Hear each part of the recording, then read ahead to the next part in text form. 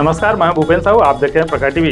प्रखर टीवी में हम आपको धमतरी जिले के ही नहीं बल्कि राज्य और देश की खबरों को आप तक पहुंचाते हैं। जिले की सारी गतिविधियां, चाहे वह राजनीतिक हो, क्राइम हो, सामाजिक हो, हर क्षेत्र की खबर हम आप तक पहुंचाते हैं। इस वक्त की क्या खास खबर है प्रखर टीवी में, यह जान लेते हैं।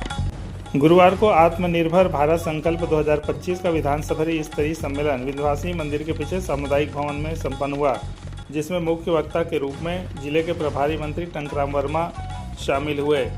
उन्होंने कहा कि भारत पूर्ण रूप से आत्मनिर्भरता की ओर अग्रसर हो रहा है और इसमें प्रत्येक भारतवासियों की सहभागिता सुनिश्चित होना आवश्यक है। सहप्रवक्ता के रूप में श्री चंद्र सुंदरानी भी शामिल हुए। उन्होंने कहा कि लोकल फॉर वोकल के तहत अपने क्षेत्र में बने उत्पादों को ज़्यादा से ज़्यादा उपयोग करना चाहिए।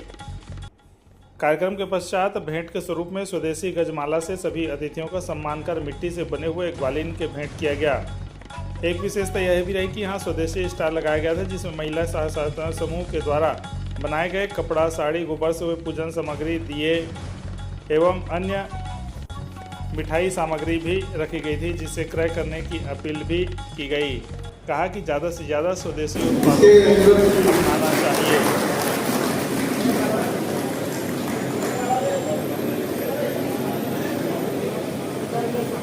माननीय श्री चंद्र सुंदरानी जी के स्वागत के लिए श्री उमेश साहू जी, श्री हरनाथ जी, महावीर चोपड़ा जी, आप जी आएंगे।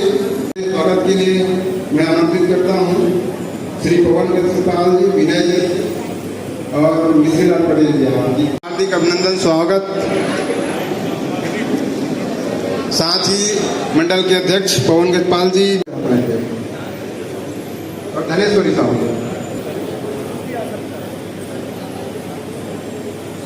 माननीय श्री चंद्र सुंदरानी जी, पूर्व विधायक जी, प्रकाश जी, श्रीमती रंजना साहू जी, प्रदेश उपाध्यक्ष, पूर्व विधायक धमतरी।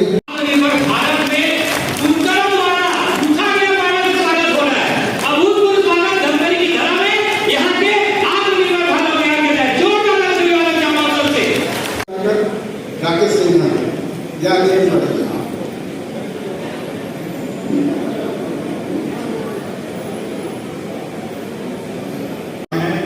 आत्मनिर्भरता की सपना है, उसको पूरा करने के लिए न्यूनतम साझा कार्यक्रम बनाया जा रहा है, जिसके अंतर्गत यहाँ के बेरोजगार युवकों को विश्वकर्मा योजना जैसे एक बड़ी योजना को लॉन्च करके स्वरोजगार पैदा कर रहे हैं। और प्रधानमंत्री जी के नेतृत्व में हमारे देश में आर्थिक सुधार और नीतिगत सुधार, जिसके माध्यम से गांव, गरीब, किसान, मजदूर, महिला, इन सबको आगे कर रहे हैं। जो हमारे माताएं हैं, जिनको आज महतारी वंदन की योजना मिलती है, तो महतारी वंदन योजना के पीछे भी आत्मनिर्भर बनाना है। आत्मनिर्भर केवल नारा से नहीं बनेगा। जो हम कहते हैं कि 2047 तक आत्मनिर्भर बनेगा, तो आत्मनिर्भर तभी बनेगा जब हमारा प्रदेश आत्मनिर्भर बनेगा। प्रदेश आत्मनिर्भर कब बनेगा? जब हमारा समाज, हमारा गांव आगे बढ़ेगा, सभी गांव में आधारभूत सुविधाएं हो, और जो महतारी वंदन की राशि जो दी जाती है वो समाज का एक बहुत बड़ा भाग है। हमारे माताएं जो है वो आत्मनिर्भर हो। जब माताएं आत्मनिर्भर होंगी तो परिवार भी आत्मनिर्भर होगा। इस तरह से आत्मनिर्भरता की ओर बढ़ेंगे।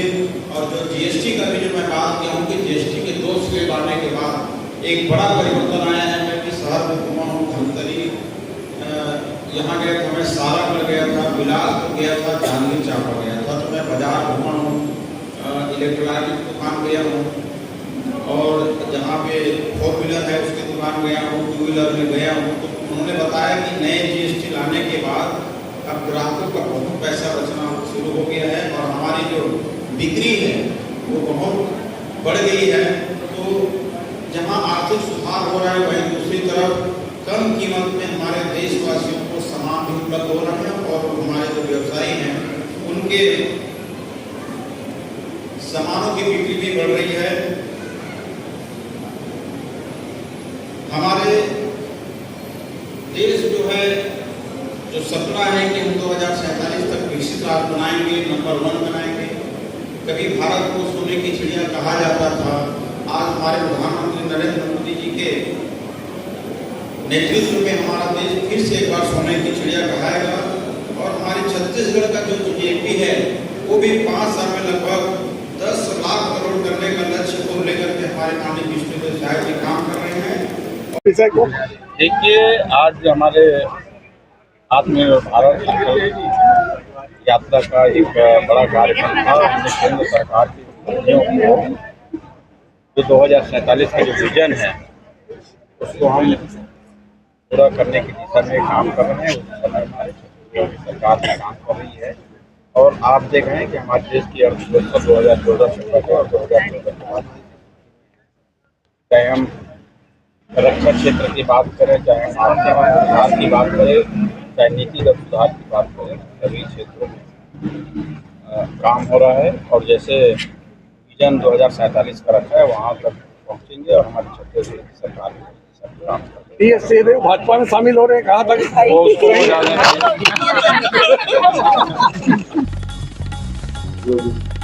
तो ये थे अब तक की खबरें। सभी खबरों के लिए आप बने रहिए प्रखर टीवी के साथ।